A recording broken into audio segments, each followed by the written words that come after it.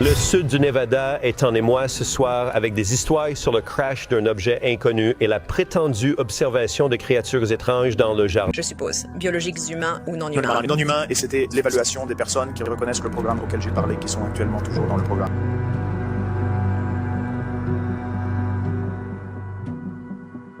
Nous ne sommes pas seuls dans l'univers. L'humanité connaît cette vérité depuis longtemps, mais malheureusement, il y a eu peu ou pas de preuves pour l'étayer.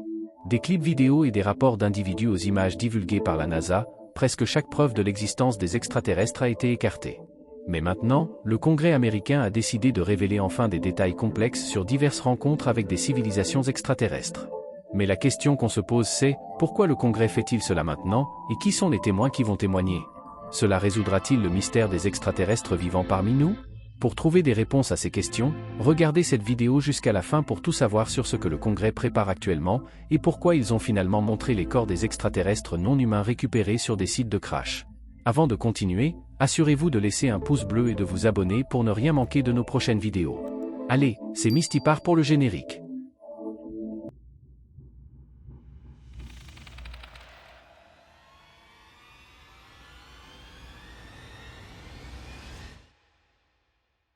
Le mystère des extraterrestres et des êtres intelligents d'autres mondes n'a pas commencé au XXIe siècle ni avec le Congrès des États-Unis.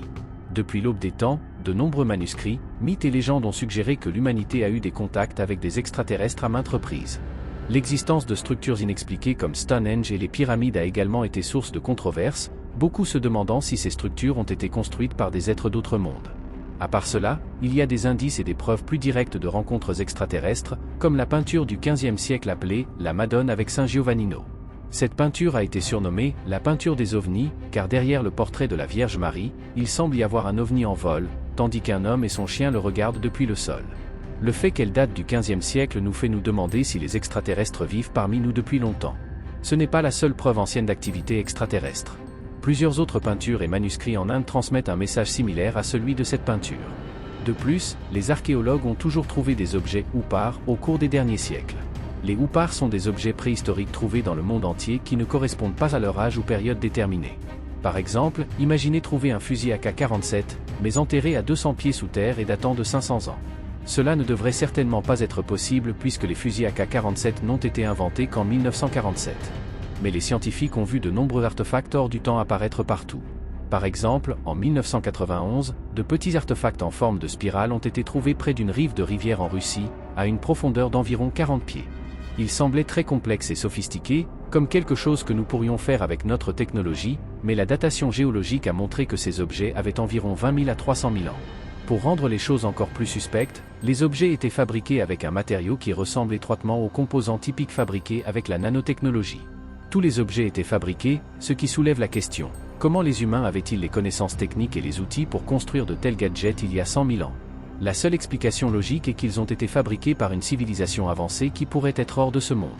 Mais les rapports d'extraterrestres ne sont pas seulement enregistrés dans les manuscrits et les artefacts, il y a de nombreuses observations modernes d'OVNI, surtout en Amérique. Récemment, à Las Vegas, des policiers ont été confrontés à une urgence 911 car des habitants ont signalé avoir vu des extraterrestres verts dans leur quartier. L'un des officiers a même admis avoir vu quelque chose qui ressemblait à une étoile filante atterrir au loin, et quelques habitants là-bas ont affirmé avoir vu des créatures vertes et étranges d'environ 8 à 9 pieds de haut. Vous voyez, depuis des décennies, les Américains ont rencontré des ovnis ou des phénomènes aériens non identifiés. Du Nouveau-Mexique à la Floride, plusieurs habitants ont eu des rencontres en première personne avec ce qu'ils croient être des extraterrestres, mais la plupart du temps, ces événements sont couverts ou balayés sous le tapis par le gouvernement, c'est pourquoi il y a à peine des preuves concrètes ou des images d'extraterrestres dans l'espace public. Ces preuves existent, seulement le gouvernement garde les documents classifiés. Le Congrès a partagé qu'un sondage a révélé qu'environ 68% des Américains croyaient que le gouvernement leur cachait des informations sur les ovnis. Un autre a révélé que les Américains étaient généralement mécontents de la manière dont le gouvernement gérait les rapports sur les observations d'OVNI. Même lorsque les rapports de témoins oculaires d'OVNI proviennent de sources crédibles comme des médecins, des scientifiques et des fonctionnaires, le gouvernement les traite toujours en silence. En prononçant son discours, le membre du Congrès Tim Burchett a admis qu'ils avaient rencontré de nombreux obstacles de la part des hautes autorités dans leur tentative de découvrir la vérité sur les ovnis. Il a également admis que la situation perturbait les États-Unis depuis longtemps car plusieurs personnes l'avaient rencontré pour partager leurs expériences avec les ovnis, certains d'entre eux étant des congressistes comme lui, et surtout, il était lui-même un témoin vivant de l'existence des extraterrestres et des ovnis. Un groupe de personnes qui a le plus souvent rencontré des ovnis sont les pilotes. Pendant des décennies, les pilotes ont signalé avoir vu des choses et des objets étranges dans le ciel, mais par peur de perdre leur emploi, ces témoins n'ont pas insisté pour informer le public de ce qu'ils avaient vu.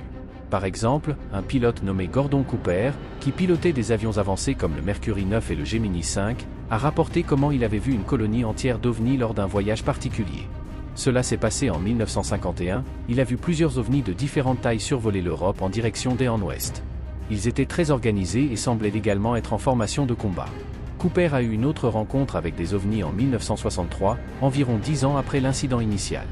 Lors de cette rencontre, il volait en solo lorsqu'il a repéré un étrange objet lumineux volant vers son avion. L'objet volant étrange a même été capté par le radar.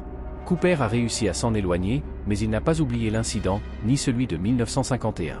À l'époque, Cooper signalait toujours à ses supérieurs que ces êtres visitaient notre planète depuis l'espace, mais rien n'a jamais été fait à ce sujet. Son cas est juste comme celui de plusieurs autres pilotes et personnels spatiaux. Même le célèbre Neil Armstrong aurait trouvé des extraterrestres lors de sa mission Apollo sur la Lune avec son partenaire Edwin Buzz Aldrin. Des rumeurs disent que lors de cette mission, Armstrong a envoyé un message secret à la NASA qui disait « Vous ne le croiriez pas, il y a d'autres vaisseaux spatiaux ici, alignés sur le bord lointain du cratère. » Armstrong n'a jamais admis ces affirmations, ni ne les a niées. Cela a été la routine typique avec les observations d'OVNI. Certaines sont discréditées et d'autres, qui semblent légitimes, sont retenues. C'est pourquoi le Congrès américain, en 2023, a entamé une audience publique à but non lucratif pour aborder la question des ovnis. Ils ont également l'intention de donner aux pilotes une plateforme pour s'exprimer et raconter au monde les choses inexplicables qu'ils ont vues dans leur carrière. Le Congrès a pris cette mesure pour aider les pilotes affectés, les fonctionnaires et les citoyens, et cela n'a pas été facilité par le gouvernement américain. En fait, l'ancien directeur du renseignement national John Radcliffe a admis lors d'une interview avec CNN que le gouvernement américain en savait plus sur les extraterrestres et les ovnis qu'il ne le laissait entendre au public. Il a dit, je cite, « Il y a beaucoup plus d'observations qui n'ont pas été rendues publiques. Ainsi, les gens ont été laissés dans l'ignorance pendant trop longtemps. » C'est la question que le Congrès visait à aborder, pour mettre en lumière tous les faits cachés sur les extraterrestres jusqu'à présent et pour faire venir des témoins pour étayer ces affirmations. Avant que les témoins ne soient autorisés à parler à l'audience, on leur a demandé de prêter serment, ce qu'ils ont fait solennellement. Le premier témoin appelé par le Congrès était le lieutenant Ryan Grave, un ancien pilote de F-18 de la marine américaine et actuel directeur exécutif des Américains pour un espace aérien sûr.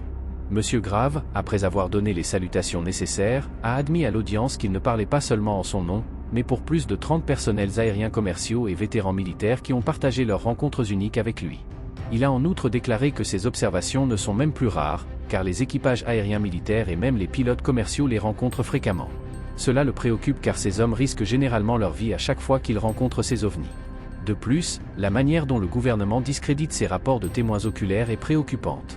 Il a même déclaré que le gouvernement emploie une classification excessive des informations qui aurait été cruciale pour éclairer le public sur les extraterrestres et les phénomènes aériens inexplicables. Partageant sa propre expérience, Grave a expliqué qu'il avait rencontré un ovni avancé. Cela s'est passé en 2014, lorsque Grave était encore pilote de F-18 Foxtrot dans la marine. Il était stationné à Virginia Beach, et après que son équipe eut terminé des mises à niveau sur le jet, il a commencé à détecter des objets étranges sur le radar. Le signal était si controversé qu'il pensait que c'était une erreur, mais ce n'était pas le cas. Il s'est avéré être un ovni. L'objet volant semblait être un cube gris foncé à l'intérieur d'une sphère transparente, mesurant environ 5 à 15 pieds de diamètre, et s'approchait très près de l'avion, à environ 50 pieds. Grave a rapporté que leur commandant a rapidement appelé l'escadron à retourner à la base, mais ensuite, c'était tout. Il n'y a eu aucune mention de l'incident et personne n'était autorisé à signaler de telles observations. Selon Grave, ces observations sont devenues plus fréquentes et les supérieurs informaient souvent les pilotes sur les risques de rencontrer des ovnis pendant les vols. Ces événements ont incité Grave à former les Américains pour un espace aérien sûr, l'organisation agissant comme un lieu sûr pour que les témoins oculaires des ovnis partagent leurs rencontres. La plupart des rencontres signalées viennent de pilotes vétérans et la plupart d'entre eux voient ces ovnis en orbite terrestre basse ou à des altitudes élevées de 40 000 pieds. Le deuxième témoin était David Grush, un ancien officier supérieur du renseignement de l'Agence nationale de renseignement géospatial. Grush a admis qu'il avait fait partie de la Task Force OVNI et qu'il était un lanceur d'alerte très actif. Il a reconnu avoir reçu plusieurs rapports de multiples membres de la communauté du renseignement fédéral indiquant que le gouvernement opérait dans le secret concernant les ovnis. Il a également révélé que plusieurs fonctionnaires estimés lui avaient présenté des informations concernant les ovnis, dont beaucoup avaient des photographies et une documentation officielle à l'appui. David Grush a fait une révélation choquante. Pendant ses années de service, il a obtenu des informations sur un programme de rétro-ingénierie OVNI qui aurait été en cours pendant des décennies. Cela signifiait que le gouvernement essayait de rétro-concevoir la technologie extraterrestre. Cependant, Grush n'a pas eu accès à ces fichiers. Il a ajouté que son action de lanceur d'alerte lui avait valu beaucoup de représailles de la part de ses collègues et de hauts responsables, mais il espérait que ses actions aideraient à une meilleure transparence. Le troisième témoin est David Fravor, un commandant de la marine à la retraite. Fravor a rencontré un ovni qu'il appelle Tic Tac. Cette rencontre a eu lieu en 2004, lorsqu'il était commandant de l'escadron de chasseurs de la marine 41. Un jour, alors qu'il se préparait pour un entraînement aérien, lui et son allié ont été soudainement rappelés et informés que l'entraînement serait suspendu. Au lieu de cela, ils ont reçu une mission pour enquêter sur un objet à un certain endroit dans les airs. Selon Fravor, le contrôleur ne les a jamais informés de ce qu'était l'objet. En fait, le contrôleur ne savait pas ce que c'était non plus, et donc ils allaient pratiquement à l'aveugle. Cependant, on leur a dit que l'objet étrange avait été observé pendant plus de 2 semaines sur les radars, descendant à une altitude de 20 000 pieds pour se suspendre dans l'air avant de remonter à des altitudes supérieures à 80 000 pieds. À titre indicatif, à 80 000 pieds d'altitude, vous entrez dans l'espace, donc cet objet descendait de l'espace dans l'atmosphère et se retirait mystérieusement dans l'espace. Fravor et son équipe sont rapidement arrivés sur place, et en regardant autour, ils ont vu de l'eau blanche vers le côté droit du jet. Normalement, un pilote pourrait vivre un mirage comme celui-ci s'il s'agissait d'une journée pluvieuse ou nuageuse, mais ce jour-là était clair et lumineux, donc ce n'était pas un phénomène météorologique. En regardant en bas, Fravor et son équipe ont vu un petit objet blanc en forme de tic-tac se déplaçant de façon erratique au-dessus de l'eau, comme une balle de ping-pong. Cela semblait étrange car il n'y avait ni rotor ni surface de contrôle pour faire bouger la balle de cette manière. Fravor a décidé de s'approcher du tic-tac de près. Il se trouvait à environ 12 000 pieds dans les airs, un peu en dessous d'eux, mais alors qu'il s'approchait, l'objet s'est retourné et a fait face à leur direction, comme s'il les avait vus venir. Ils se sont rapprochés et, alors qu'ils étaient à moins d'un demi-mille de celui-ci, l'objet a soudainement accéléré devant eux et a disparu. Étonnamment, l'objet de l'eau blanche a également disparu en même temps. Un des alliés de Fravor, situé à 8000 pieds au-dessus d'eux, a également perdu le contact avec les objets mystérieux, mais juste au moment où Fravor et son équipe s'apprêtaient à retourner, le contrôleur les a informés que l'objet avait été repéré à une distance de 60 000 de leur position, à peine 1 minute après sa disparition mystérieuse. Donc, cela laisse 2 options, soit l'objet était très rapide, soit il a disparu. Malheureusement, personne ne sait jusqu'à aujourd'hui. Vous voyez, selon Fravor, l'incident n'a jamais été enquêté, même ses colocataires n'ont jamais posé de questions sur la rencontre. Il a fallu 5 autres années, soit 2009, avant que l'événement ne soit examiné. Mais même alors, les responsables ont encore poussé à garder les documents classifiés. Après avoir présenté leur discours au Congrès, les 3 hommes ont été interrogés et, de toute évidence, ils étaient assez prudents avec leurs réponses pour ne pas provoquer d'agence ou même le gouvernement. Cependant, ils ont admis que le gouvernement et ses agences associées en savaient beaucoup plus qu'ils ne l'avaient laissé entendre au public. Il est bon de savoir que les agences gouvernementales ici pourraient signifier la CIA, le FBI et d'autres organisations de services secrets. Mais pas seulement ces agences gouvernementales ont été accusées de retenir des détails sur les extraterrestres. Des agences spatiales comme la NASA ont également été accusées de la même chose. Il y a plusieurs images divulguées de la NASA sur les extraterrestres, plus l'organisation a eu plusieurs rencontres avec des extraterrestres au fil des ans, principalement des informations classifiées. L'une de ces rencontres s'est produite en avril 2016, lorsque l'avion New Horizon de la NASA est parti en voyage vers Pluton. Après avoir capturé la planète, son attention a été attirée par un grand objet qui semblait suivre sa propre trajectoire. Les scientifiques de la NASA ont plus tard nommé cet objet Aéron, d'après le dieu celtique de la mort, et voici pourquoi. La plupart des objets à cet endroit étaient faits de roches et de glace, mais celui-ci semblait étrange et ne bougeait pas comme les autres. Il ressemblait à être fait de quelque chose de beaucoup plus solide qu'une roche, de plus, il tournait si rapidement que cela ne devrait pas être possible. Les scientifiques pensaient que sa rotation à grande vitesse aurait dû le déchirer ou au moins le faire dériver hors de sa place. Après l'avoir observé pendant un certain temps, ils avaient le pressentiment que l'objet créait sa propre gravité artificielle. Puisqu'il ne s'agissait que d'une supposition, ils ont dirigé la sonde spatiale plus près de l'objet pour enquêter davantage. Dès que la sonde spatiale New Horizon s'est approchée de l'objet, elle a commencé à dysfonctionner. Tout à coup, tous ses capteurs sont morts et l'équipe de contrôle a perdu les visuels et l'audio. C'était comme si quelqu'un ou quelque chose ne voulait pas qu'ils étudient cet objet spatial étrange. Cependant, avant que le New Horizon ne devienne incontrôlable, la NASA a observé que l'Aéron tournait comme un vaisseau spatial. Si vous pensez que tout cela était un dysfonctionnement technique, ce n'était pas le cas. Dès que la NASA a éloigné la sonde de l'objet, tous les systèmes ont été magiquement restaurés. Tout est revenu à la vie comme si rien ne s'était jamais passé en premier lieu. Sûrement, ce n'était pas une coïncidence. Il est fort probable que cet objet appartenait à une civilisation extraterrestre intelligente dotée de capacités technologiques très avancées. Cela soulève la question, quel était son but dans notre système solaire? Nous surveillait-il? La vérité est que les extraterrestres visitent la Terre depuis longtemps et parfois, leur vaisseau semble s'écraser. Le témoin Emer Grush a même mentionné quelque chose à propos du gouvernement récupérant des restes biologiques d'un site de crash. Le seul problème est que ces restes n'étaient pas humains, mais extraterrestres.